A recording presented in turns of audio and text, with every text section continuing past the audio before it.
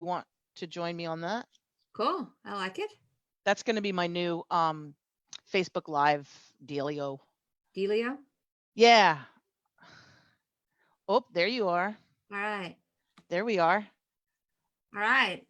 Don't have your Facebook on because it follows like 5 minutes later. Oh, look at the toilet paper. You're so funny. Yeah, that's my riches. Keep it close. Keep it close. Yeah. All right. Well, let's let some people join in before I do my introductions and we start going. So what time is it, Christine, for you? It is a little bit after 9 a.m. So it's 9 a.m. Oh, so you're just starting tomorrow. yes. So it's happy hour for you and morning for me with my camel cup. It's a little early to be drinking, but I have this feeling I'll be asleep. What? What are you talking about? It's never too early to be drinking. Never too early to be drinking. Well, Never. you live in Las Vegas. That's why. You're absolutely right. You are absolutely correct. It's never too early, nor is it too late to be drinking in Las Vegas. It's always 5 o'clock somewhere. Yeah. Yeah. Absolutely. All right. So give it about 2 more minutes. Allison, welcome. Hi, Allison. Runs Inkcentric. She does promo items. Hi, everybody. Hello. She does my little journals. It's the Academy for Speakers. She's great. Oh, nice. Matt, tell us about you. There we go. Hello. My name is Matt Maloof. I'm a full-time engineer by day and real estate investor and productivity expert by night. Awesome. I'm working with, thanks, Chico. I'm working with Susie on my itty bitty. Awesome. Okay. Sorry. That's where we met, Susie Pruden. Working on the itty bitty book for super productivity. Okay. Awesome. Sorry, I got my 3-year-old here. He's working on his snack. Well, Al, tell us about you because you're going to be our speaker tomorrow. Oh, I am? Yes, you are. I hope you remembered that. I better figure out what I'm going to talk about. So Al Jensen here, Next Stage Communications is my company in fabulous Las Vegas. I got them to start the fountains up down at the Bellagio just for you guys.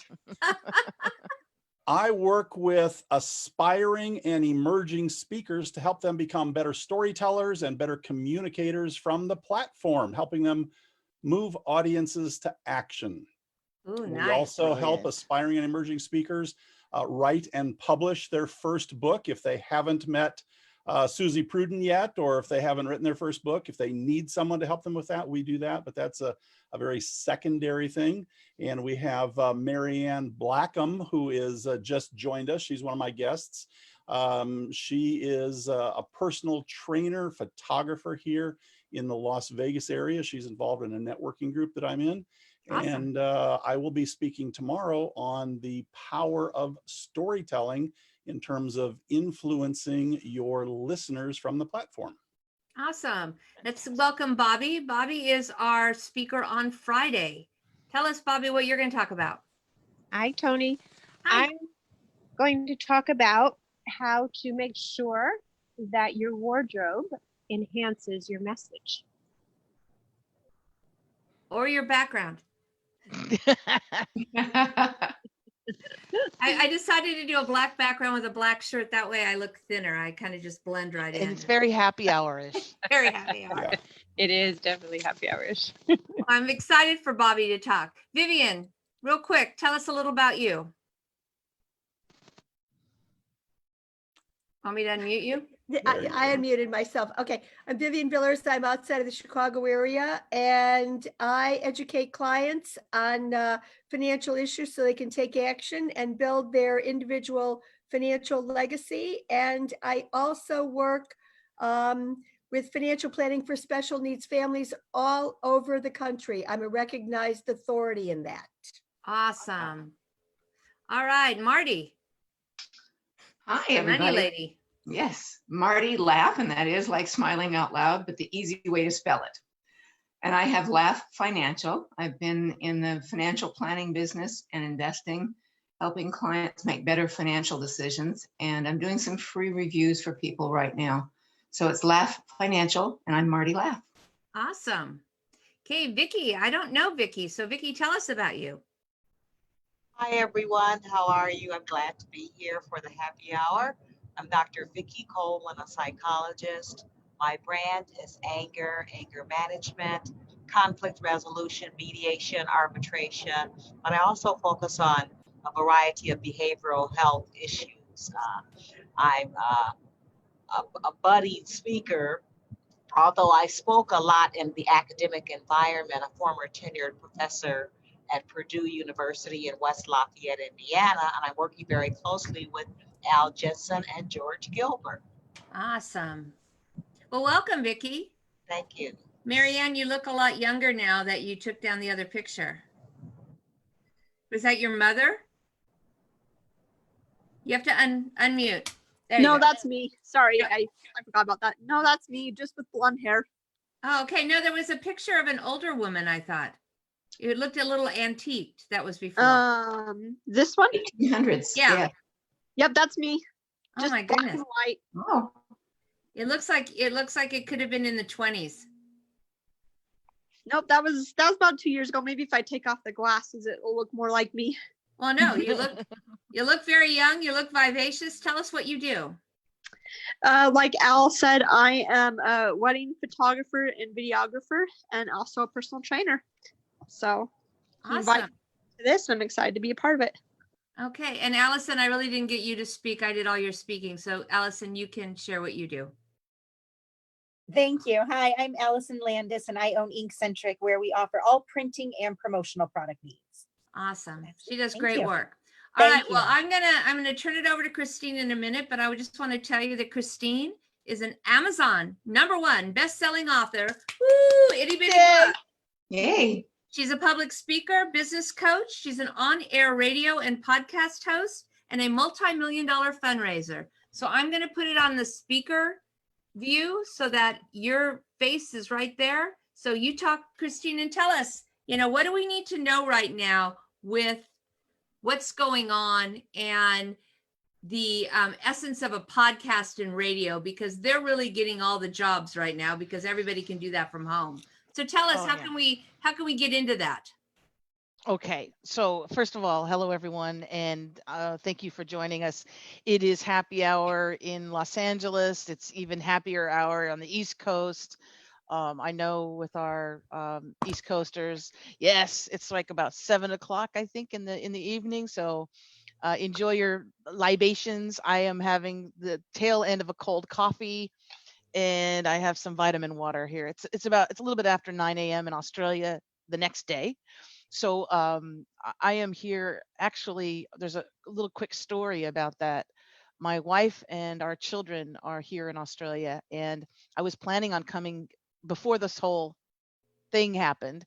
I was planning on being here landing April 5th and being here for about a month, as I do get to come back and forth and be with my wife and our kids. And boy, it was probably 2 weeks. It was about March 16th, I think, is when my wife said, "You know what? I got a really bad feeling about this, and I think you need to see if you can get an earlier flight." And was like, "Okay." I listened to my wife when she says that. So I called the airlines and I said, "Can I fly this coming weekend?" And they said, "No, there's no flights." And I was like, "Oh, okay. Can I fly out, Friday? No. Thursday? No." I said, "When can I get to my wife?" And they said, "Today. It's the last flight." And so I'm going to probably end up writing a book or a blog about, the last flight to Australia. But I caught the last flight. Virgin had canceled all their flights, so I couldn't take my Virgin Australia. I took a Delta flight, and I had 2 hours to get ready. 2 hours to get everything together that I normally would take 2 weeks to prepare. So I just opened a suitcase in my living room floor and threw in just clothes. I was like, I like these jeans. These shoes are too heavy. Can't take these. And I put in my suitcase. I'll show it to you guys because I think it's really funny. I had just gotten this that day through Amazon, and this is my recording shield. So it's got metal on the outside, and then there's little recording foam. And I threw that in my suitcase along with running to the bank and getting some cash out. But literally in 2 hours, I had a dear, beautiful friend who dropped everything and took me to LAX. And they weren't going to really let me on the flight in the beginning because they were looking at my visa. I have a spousal visa, so it's a partnership visa. And they were only allowing citizens to come back and permanent residents. And the guy was looking at my passport and looking at my visa and looking at me. And I was about ready to cry. I was just like, I got to get to my wife because I'm afraid that if I don't go now, I won't be able to see her for who knows how long. And he was just a sweet guy. And he just looked at me and he goes, have a safe flight. So I Pays to got be here. nice. Yeah, yeah. And of course I told everybody, and this goes into the work that I do whenever I'm working with wonderful people. And it doesn't matter who it is. And I think it's something my mom taught me was that you never know who that person you're interacting with is or will be or what they can be in your life. So everything from the garbage man to, you know, superstars, I always treat the same because I know that that good karma, that energy will always come back to you. So I just went around the airport and thanked everybody, the TSA workers. I was like, you're so wonderful and brave. Thank you so much. LAX was empty, by the way. I mean, empty. So that's how I got here. And now I'm finding that I'm busier than ever because of the situation that we find ourselves in. And I write. I'm a writer by passion, but I am an employee at Pacifica Radio, KPFK in Los Angeles. And as Tony was mentioning, I raise a lot of money. I've raised over 18 million plus for Pacifica Radio, not only Los Angeles but also WBAI in New York. And I've had a few stints in DC, the WPFW as well. And basically what I am is I'm kind of like a progressive QVC host. I come up with thank you gifts for our listeners and tapping into what the collective would be interested in, what helps them in life, solving problems. And this is the biggest thing that I really message for everybody today is that if you have to change your business, the way you do business, if you have to pivot and rebrand, rethink what you're going to do right now because you physically cannot get out, you physically can't meet with clients and potential customers. It's the most important thing is to think about a problem that you can solve. And because I'm so busy right now, I am solving problems for my clients. In addition to being of course, radio host and producer, I work with entrepreneurs on how to be interviewed and how to get that information out that they want to. I know Al Jensen is brilliant, not only at speaking, but also about training people and how to speak and how to get their message out. And that's really important because right now, podcasts and some radio shows, but mostly podcasts because it's easier for us to get into it. Podcasts are looking for guests. Podcasts are also very much listened to as well as audiobooks because everybody has all this time at home and they're seeking out the information. So there's probably right now, I'd say close to 800,000, Tony, 800,000 plus podcast shows. And everything from true crime to health, wellness, spirituality, uh, parents, tips and tricks for parents of young kids, everything you can imagine is out there. So there is a podcast show probably for each and every one of you that you can be on. And I am really excited because, well, okay, so my brand new book, and this is thanks to Susie Pruden, who made it so wonderfully easy. I've always wanted to be an author, always dreamt about it, always imagined my face on the back of a book. But it was so daunting to me. The idea of writing a book was like, are you crazy? I I pictured somebody at a typewriter with a smoking jacket and writing some big novel. And I was like, I don't know, I can't do that. But when I met Susie and I've had her on KPFK, she really eased my concerns and made it seem doable. And I'm happy to say that, well, and this is the proof. This is the proof copy, but I'm having the real copy sent to me from America, and it's on Amazon now, the actual physical book. But this is my book. This is my book. Look, I got my name on my book. I got my picture that I've always wanted on my book. And this is your amazing itty bitty podcast book, the top 15 reasons why you need to tap into the power and profits of podcasting. And the Kindle campaign, which is, you'll be hearing more from me about that, is April, I believe it's April 23rd. It's a Thursday.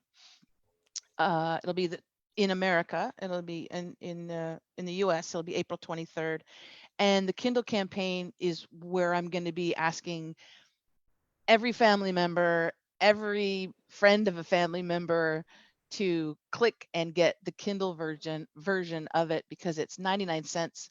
And here in Australia and there in America, if I get enough people in that 24-hour period to buy the Kindle version, then I can be an international #1 Amazon bestseller with my own book.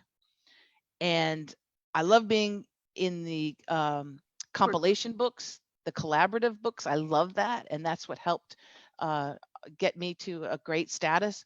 But there's nothing better than going on Amazon and putting your name in a search and seeing it come up. It's Can I ask you a question? What is the importance of having a book when you are getting onto a radio station or into a podcast? I'll tell you, as a producer and someone who has gotten lots and lots of emails from people, when you have a book, it establishes you as an expert. And it also gives the host or the producer something to hold on to. And I'm not talking just like physically something to hold on to, but then it makes their job easier. And when you can make a podcaster or a radio host, if you can make their job easier, the chances of you getting booked are much, much better. But also it gives them fodder, right? So they can even skim through it and ask certain questions. You can also, I appreciate this from people who approach me to be on my show. In addition to sending them a link either to you can send them an ebook if you want, or a PDF file. But if you can also send them even a list of suggested questions, that really helps. You're not telling them what to ask you, but you're saying you might want to ask me these questions because it will serve your audience in this way.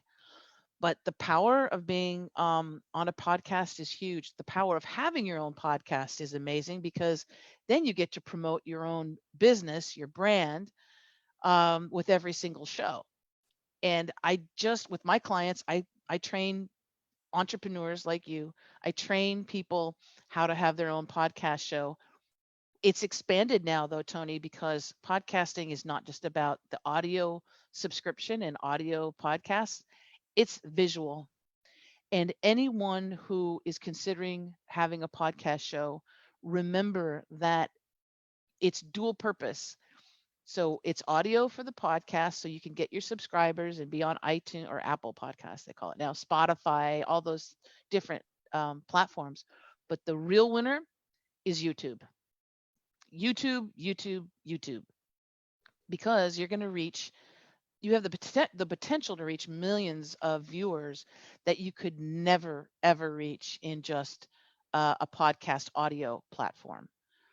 And if you know how to do simple keywords and certain tags, you will get people that you would have, again, the reach is incredible, because people are on YouTube like crazy right now.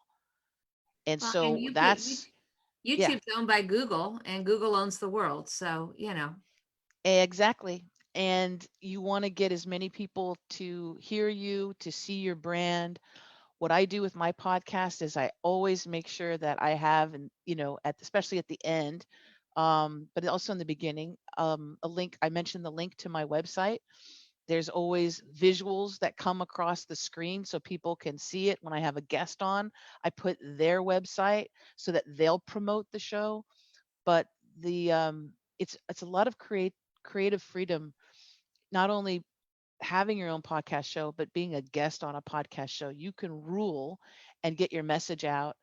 And it's so vitally important for every entrepreneur. That's my wish for as many people as possible, is to get interviewed and to be on it. Don't just be on any show. It's important to be on a lot of programs, but try and pick the host, number one, that you resonate with, that you feel good with, and that you know is going to make you look and sound good.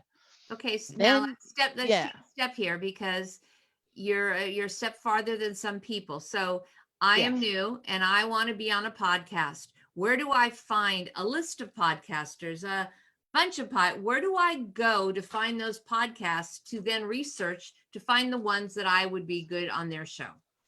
Well, when the Kindle version comes out, you get my book. Okay. But until April Because 23rd, there's links. No, there's links in there. There's links on different.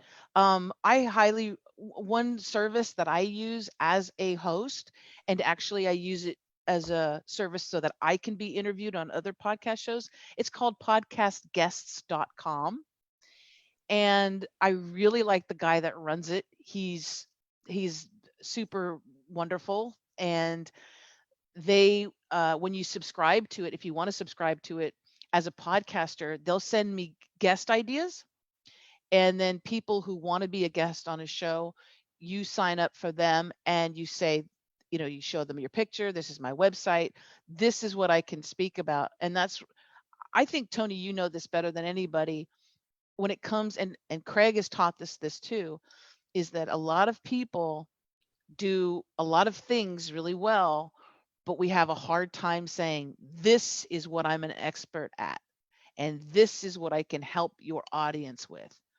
Remember the problem solving. We want to solve people's problems. And whatever your niche is, we have two women that are in the financial industries, right?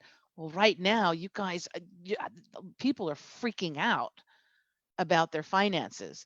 And so right now, I would be marketing myself as somebody who can calm the audience or to give them some strategies. I know you can't give advice, specific advice, but there might be some things, the uh, top 10 suggestions during this crisis and what you can do with your finances or your legacy, that type of thing. And I think people would really want to tap into that. So a website like Podcast Guests are great. There's a couple other resources, again, that are available in the book. In the paperback book, there's a link to, but in the Kindle version. But really, the best thing to do is to actually start listening to podcasts, and don't submit yourself as a guest on a podcast show unless you've actually listened to the show. Because if you've never listened to the show and you're just saying, I want to be a guest on your show, get me on, first of all, the host, a savvy host, is going to say, what made you contact me? What show did you listen to and that you really liked? Or what about my show? What about me do you like? And you have to be prepared to answer that. And you don't want to just make it sound like you're throwing out a huge net, because then they'll just go, bye. Bye. I had somebody the other day who actually listened to, like, they really wanted to be on the show and they did their homework. They listened to like 5 shows. And when they emailed me, they opened up with, I loved your interview with blah, blah, blah. And I just want to say that I like your style. I like how you engage your guest and you promote them in a beautiful way. And I feel a resonance with you. Well, that perked up my ears, right? So there's a lot of different resources on getting yourself out there, but also just be prepared. Make sure you have all of your ducks in a row. If you've got a book, make sure you've got a link to it. If you want to offer something free, that helps your podcaster that as well to get you on the show. You could say, I would like to come on your show and offer your listeners a free ebook on the 10 ways they can navigate the financial crisis that we're in. Or I would like to offer your listeners a free consultation. It's a $500 value, I'd like to give that to every single listener, who signs up for my newsletter or who goes to this particular page. Those are nice incentives as well to get people on. Okay, let's take it another step. I want to have my own podcast. What do I need to know? Just like top 3 things. Top 3 things. Well, the first one what I was saying is that when you're thinking about your concept and actually creating your podcast, think duality, think audio and think video. Okay? Because that will save you a lot of time and energy. You want to utilize your content and repurpose your content as much as possible. So each podcast show that you are going to do is going to be on the audio platform, on the video platform. You can make little webinars out of those podcast shows if you wanted to create some financial money in the future. You But can the biggest also thing, get those transcribed and make those blogs or chapters in a book, whatever.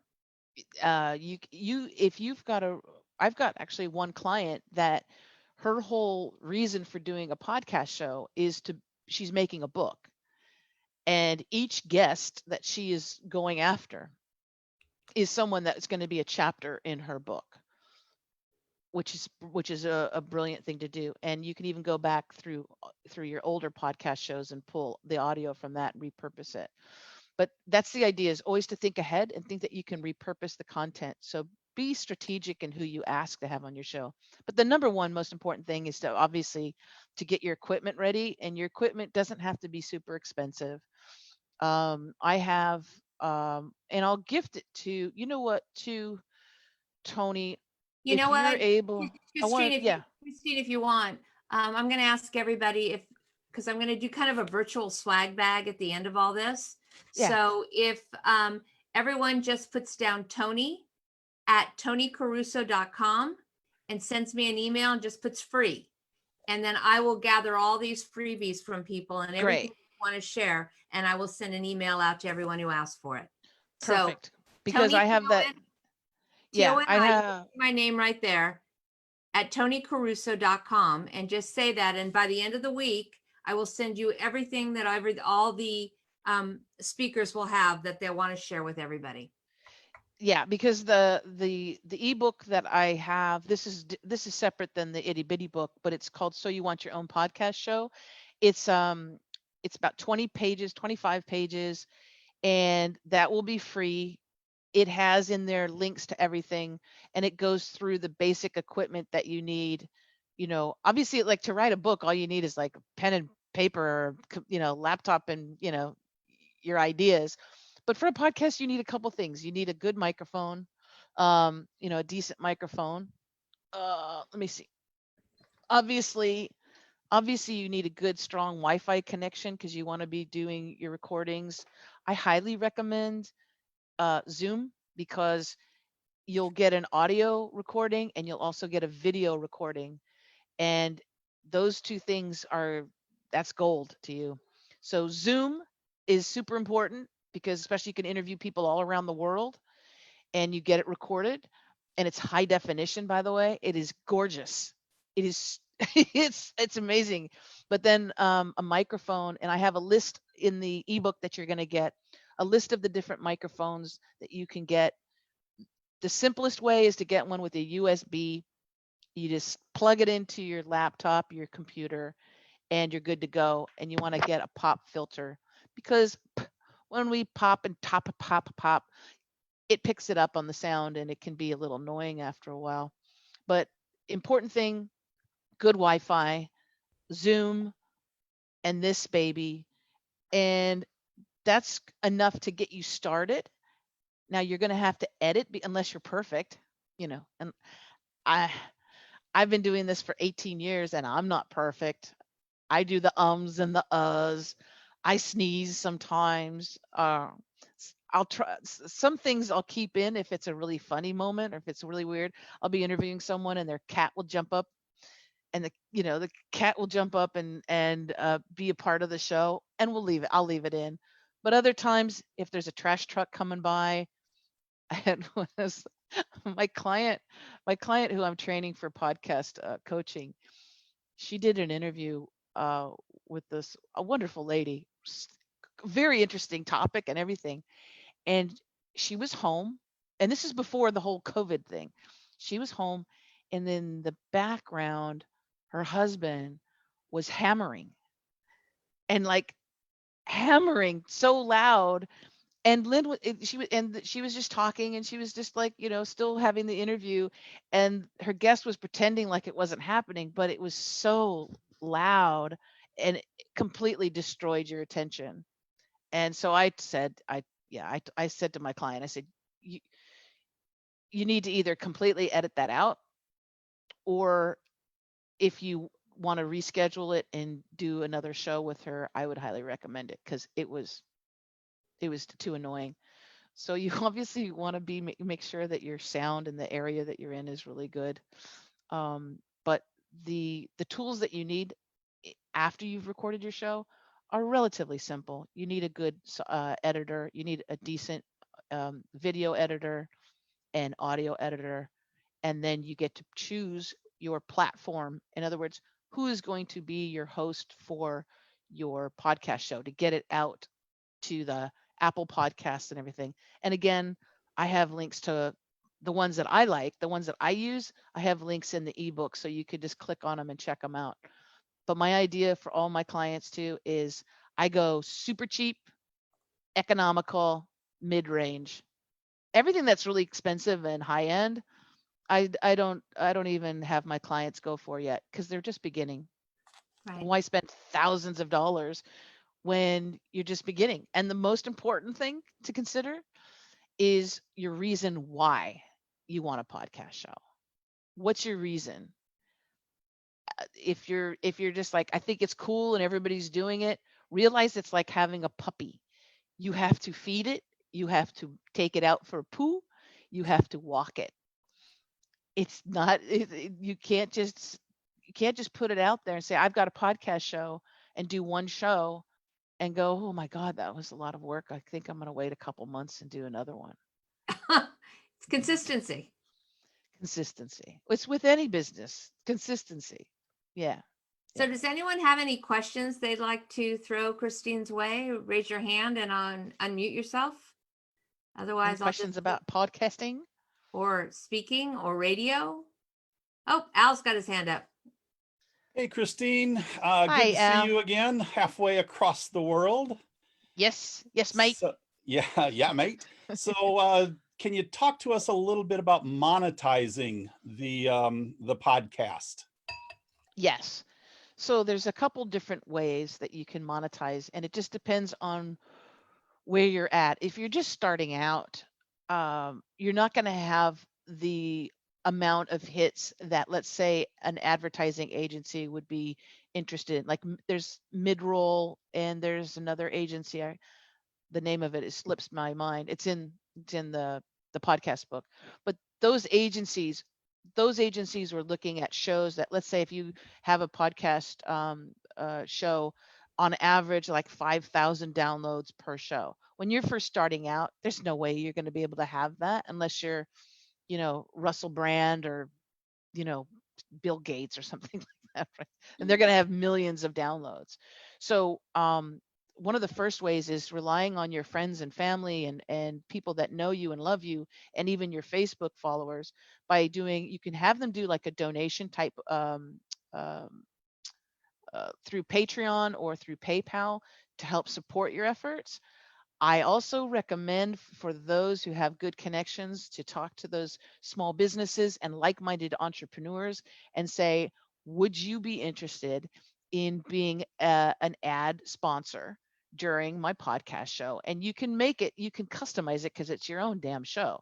So you can do a barter trade out for services. You can do, listen, I'm just starting out. And if you do a 15-second spot in the beginning of the show or in the middle of the show, you can ask for a couple $100. As you get bigger, then you can ask for more money. I like to do sometimes for special occasions, if it's a charity and things like that. A lot of times I'll offer a business a 30-second spot at the mid roll, which is like halfway between your show. So if it's an hour show, it's a 30-minute spot and it's in the 30-minute mark.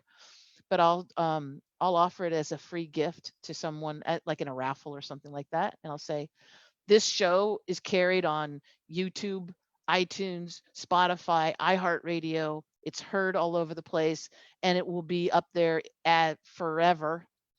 And the value of that, for me, because I don't have hundreds of thousands of listeners, but I've got a decent, amount. And I'll say that the value of that would be like $1,500, 12 to $1,500. So you can do those things. You can be creative with that. Another thing you can do, of course, is if you've got something really kitschy, you can do t-shirts and, caps and things like that. I have a few of those. It's not a lot of money, but it's brand recognition for you. I really like the idea of developing though the sponsorships, and those sponsorships come from your network of people. If you have a show all about speaking and public appearances or speaking or writing a book, then you can target who is going to be a possible sponsorship ad on your podcast. And the great thing about that, like I said, is that it stays up. It's up and it's there. And especially if it's on YouTube, it'll be there forever. It'll be there for as long as the video is up. And that's a great advertisement for them. Those are just a couple things. There's a couple more that there's more revenue. I'm just thinking about chapter 8 was the show me the money. Yeah, advertising and sponsorships. Here's the long list. Okay. Another thing you can do if you have a decent audience, you can do affiliate advertising. And I like affiliate advertising because it's a win-win situation. So if Tony has an affiliate program and every sale that I'm able to bring into her, I get a percentage of, right? Or I get a cut of, then, and I really believe in her product or her service, then I can have a special link associated with her program, right? Or I can actually interview her for an hour or a half an hour, do a spotlight on her, and tell people to click on the link to get her special product or service, and then I'll get a percentage of that. Affiliate sales are really great. Everyone Yeah. should have an affiliate link for whatever it is that they have. There's no reason why you can't have people out there that are selling your products. You get a little bit, but they're giving you a larger audience. Oh yeah, then you have a virtual sales force, and you don't have to pay. You're not paying employees; you're paying them a percentage of those sales. Another thing, again, in the book, is you can use. So once you start to develop a little bit of an audience, you can use Zoom and create webinars from your content. So let's say you have a guest and they're really specialized and they're amazing and it resonates with people. Then take it a step further and do a webinar with them, and you can charge people. You can charge people $20, $50. If it's something that's really specialized and it's limited, we're only going to allow 20 people in this Zoom webinar, then you can charge, more. But I've done webinars. I've done probably like 6 different webinars, and it's wonderful because you charge for the live event. Then you have a product after that you keep, right? You put it on your website. That webinar will turn into a product that you can sell and that your guests or your co-host can sell as well. So you can monetize that. Sell your ebooks through your podcast. The biggest thing that most new podcasters miss is that it's their show. So you can have any advertiser you want on your show, including you. So you can sell your products and services on your podcast show. Just be clever about it. Don't make the whole damn show be about your product or service, because then people will get bored and they'll drop out and they'll go, this is an infomercial. Yeah. Those are a few. Anyone else have a question? Because if you don't, I'm going to ask one. Oh, no. I have a question. Yes. So as someone who's just starting out and wants to be on a podcast, do you suggest that they have a freebie that they give away?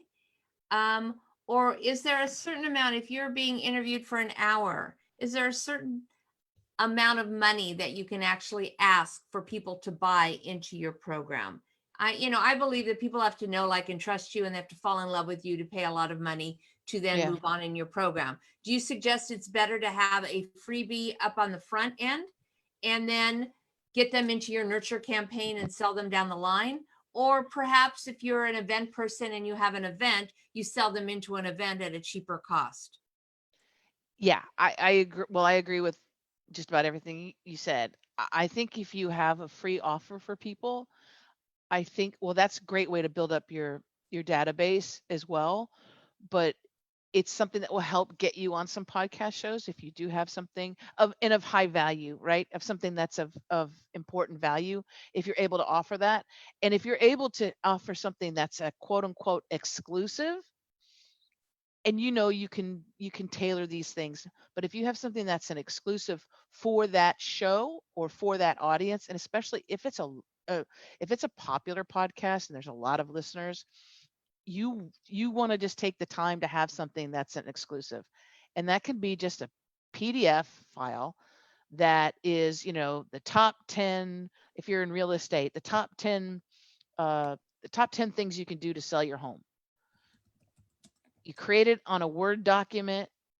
Tip number 1, tip number 2, tip number 3. You create it into a PDF file, which is basically a non-fancy ebook. And you can say, I want to be on your podcast show and offer people these tips during these trying times, especially when selling a home. And I'm going to gift every single one of them an exclusive that's only available to your listeners. And it's the special ebook or program. And then get them to your website. Get their name, because if they're going that extra step too to get that information, then you have them as it's a good lead magnet. I think it's a really good lead magnet. Yeah. And then if you have a podcast host that you get along with really well, you know, you can also make a proposal to them and say, hey, let's create something together, joint ventures. We so much think that it's just all about us going at it alone and struggling alone. Join forces. I joined forces with Tony, and it was amazing. We had a couple other folks. We had Tim and Christina do an actual live event. I've joined forces with Susie Pruden, and now we have a product. We have it was a 2-day seminar. I basically edited it down into 4 hours of a training course on writing a book and creating a podcast. But now we've got a product. So don't be afraid to join forces with people to create something new as well. Awesome.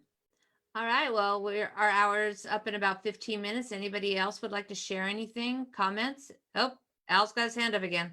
Can Yeah, I do Don't ever that? ask Al if you want time on I stage. love that he's got questions I love Al. or comments. I love Al. Yeah. So thank you, Christine. Likewise, I love you too. I want to talk a little bit about artwork, because I understand that artwork for your podcast is an important component that gets you noticed. So can you talk a little bit about creating artwork for your podcast? Branding. And a Branding, title. branding. Yes, branding is really important, and the title too. Uh, I am one of the things that I love the most is when I work with clients too, is when they have an idea for a podcast. They're coming to me because they have an idea for a podcast, but then they tell me the name of their show, and I go, no, no, No. no, no, no. That doesn't tell me anything about what the show is all about. It's very important that you have the proper name for your show. Once you have that proper name, then the branding can happen, because without that, you're not able to. One of the reasons why it's out of the box with Christine, because I don't stick to one particular genre. I'm very eclectic in my podcast show, and because I could do whatever the hell I want. So I talk about health, I talk about spirituality, I talk about business, um, conspiracy theories. I talk about everything. It's whatever I want to talk about. So out of the box is also something, because when I was a child, there was a book called Christina. I think it was Christina and the Box or something like that.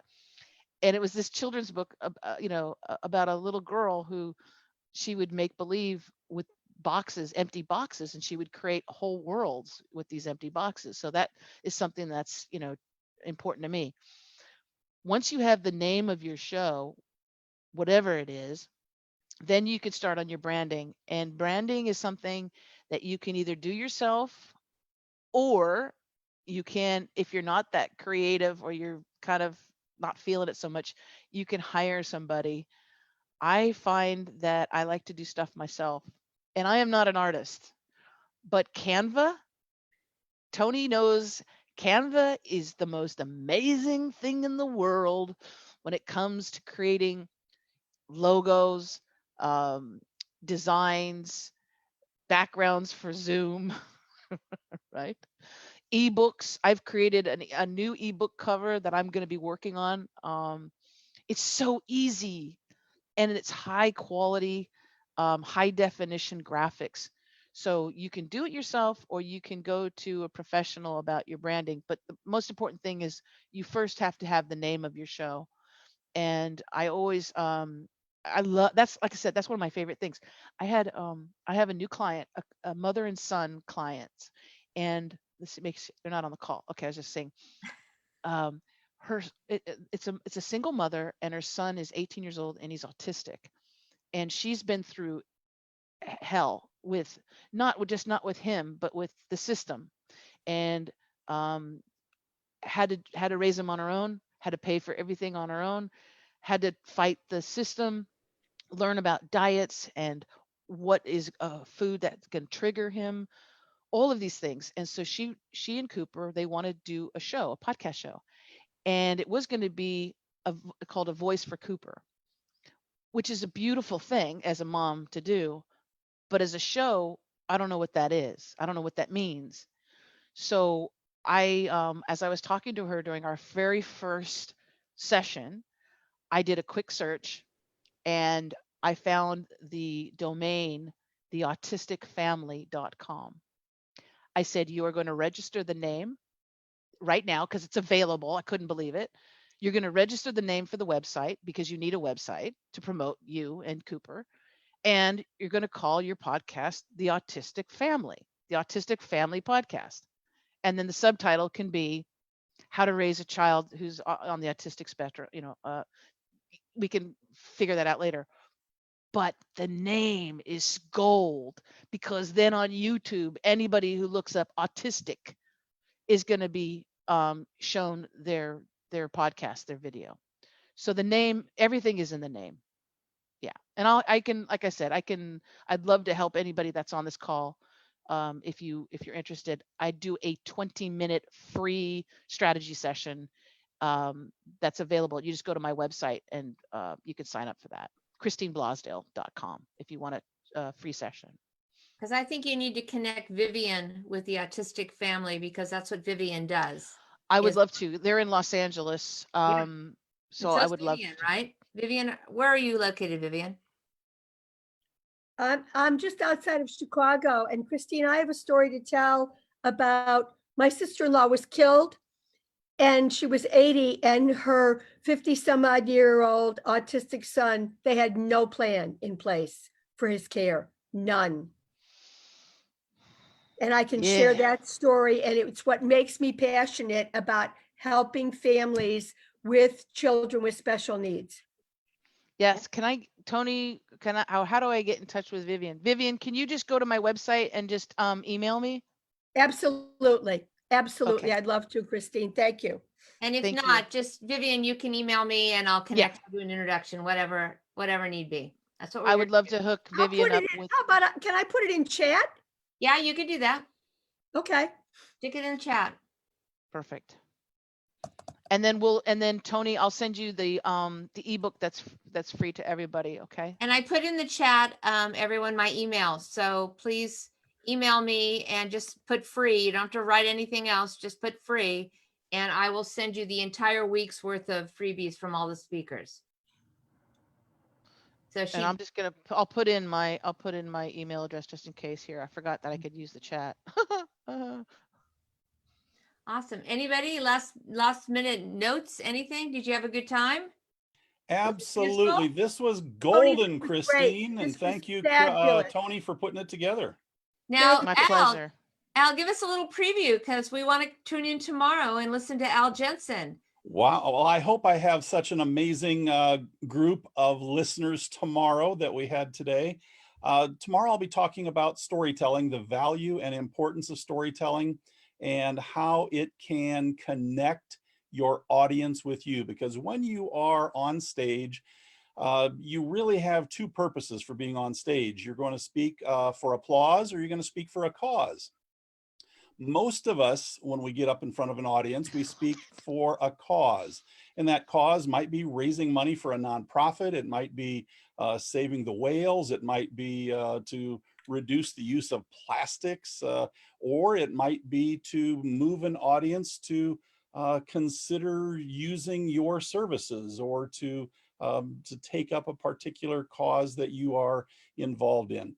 The way you are going to move your audience to action is only if they're going to know you, like you, and trust you. So you can accomplish that through the use of stories.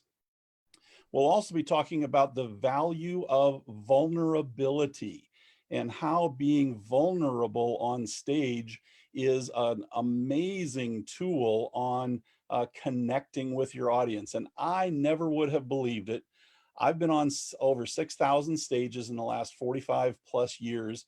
And I thought all you have to be is a great speaker. You have to have a great message. You have to know how to deliver that message, and you have to open, and you have to have story. And you know what?